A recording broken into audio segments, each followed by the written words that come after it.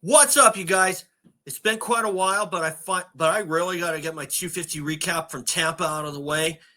So I'm just gonna try to make it quick here. And remember, subscribe if you think that I'm worth listening to. And in the meantime, let's get into this. Here comes my banner. Max Anstie wins. Pierce Brown crashes out of 25 already. I got some things to say about that, but and of course there has been an update about Pierce Brown that's already been released. But first of all, good on Max Anstie to draw first blood in the East Coast Series. And a lot of people talk about the craziness of Anaheim 1, where you would see the most unlikely person win or have a great performance overall, or just little things or just kind of little stupid things happen to the best of us, like what happened with Eli Tomac in the 450 class when he crashed on the opening lap after getting the lead. Well, the 250 class provided a little bit of that, and Anstie winning was kind of no surprise, especially since he won a race or two last year. And I was very pleased with what I saw from Anstie. Would I have picked him to win this championship? I actually did not. I had my money on RJ Hampshire winning both coasts, but unfortunately it doesn't look like that's going to happen. Granted, it is just the first round. Now, Hampshire had a run-in with the tuffblock, and he was down to pretty much the tail end of the field. But that was completely on RJ, and he should have been a lot more aware of where that tuffblock was. But then again, it all goes back to kind of like the craziness of the opener, like I was talking about earlier. And Levi Kitchen was also expected to also fight for this title, but he didn't have that great a night. He finished in 9th, which took me by surprise a little bit. But then again, that track was kind of start dependent, especially with a right-hand first turn.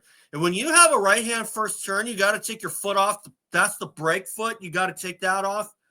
Now, right-hand turn starts, I'm not really a big fan of them, but at the same time, it does add some flavor to the track because you do have to take your brake foot off. And to be frank, having a right-hand first turn probably may not have been the safest option, considering that track was really sketchy and at times hard to pass.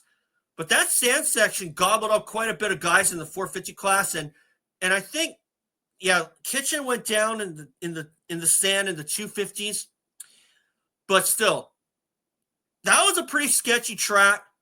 And the guy who unfortunately had who got the bad end of the deal, this guy, Pierce Brown. Oh, man. I couldn't have felt so terrible for him. He was leading the race for about 6 laps, then goes over the bars in the whoop section, and Chase Sexton would fall there in the 450s. But I think for Pierce Brown, is he out of the Supercross season already? It's starting to look like it, but I think he got the best news yet. While it was reported that Brown had suffered a T5 vertebrae injury, he did not lose his feeling, and that's a very, very good sign. Because usually when you hear back injuries, that's usually the end of the career, or perhaps in some cases like Ernesto Fonseca, it's a career ender, and you're in a wheelchair. And also like Ernesto Fonseca and Jesse Nelson. But, I'm glad that Brown is okay. But the problem is the timetable is pretty much unknown. I don't think we're going to see Pierce Brown in the outdoors. But if we do, it's probably going to be at the tail end of the season. And I don't think Brown is going to earn enough points to qualify for the playoffs, which is why I really believe that the playoffs should take place in the fall, like around the same weekend as the U.S. Open, or after, or perhaps after the donations are done. Because while the guys have shown complete disapproval for the playoffs, and quite frankly, you can't really blame them for 31 races straight in 33 weeks. That's not a lot of rest time. And like I said before, back in the day, once Steel City or the final national was over, that's it. The offseason was underway. And the only two races you had to worry about were the donations and the U.S. Open, which then became the Monster Cup in 2011. Then COVID hit, and pretty much everything went silent. The Monster Cup had worn out its welcome. The donations kind of started losing their credibility a little bit to the USA. Getting ahead of myself here. Got my basketball recap to do. I'm going to do that later. But so anyway, for Team USA and the donations, it does look like that the race is kind of losing credibility. But this year, they won't have to go on a plane because it's taking place at Ironman Raceway in Indiana. So hopefully that will spell good news for the Yanks, and we will walk away the winners there. But anyway, as far as Tampa goes, that was a good race for sure. But RJ Hampshire, Levi Kitchen, they're in a deep hole already, and quite frankly, I don't see them getting out of it unless they turn things around drastically. But logic might say that Levi Kitchen is going to be the first to do that.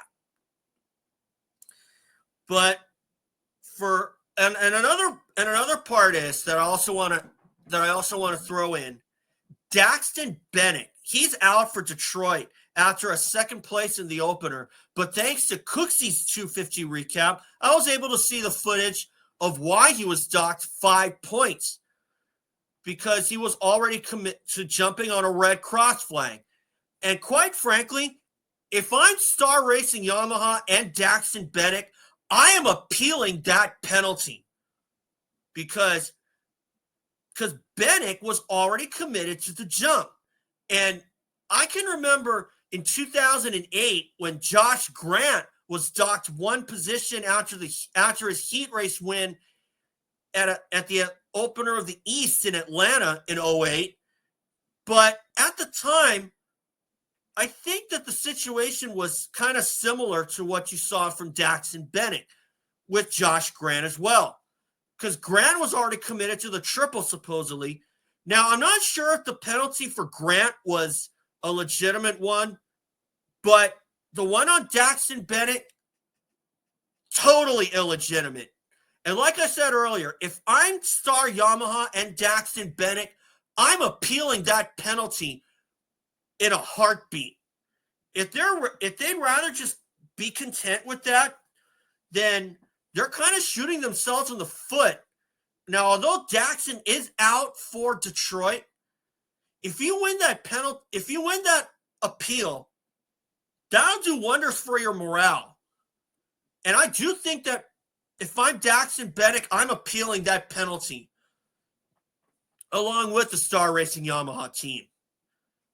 That's just the way I feel. I mean, Kevin Windham won his appeal in 2004 when he had that pass on David Villeman and was docked 10 points. He appealed the penalty and he won. Okay? Now, if Star Yamaha appeals that penalty, I'm sure they'd win because I don't see anything that Daxton Bennick could have done to single that triple. There just wasn't time. And to be perfectly frank, it disgusts me how narrow-minded and how thick-headed some of these people are when it comes to that these AMA officials are when it comes to these kinds of penalties, which is exactly why I say that Star Yamaha and Daxton Bennick should appeal it. Okay? So, anyway, guys, that's all for today. And remember, subscribe, we'll see you all for Detroit on Saturday. It will be a day race, by the way. So thanks, guys. Subscribe. Catch you all later.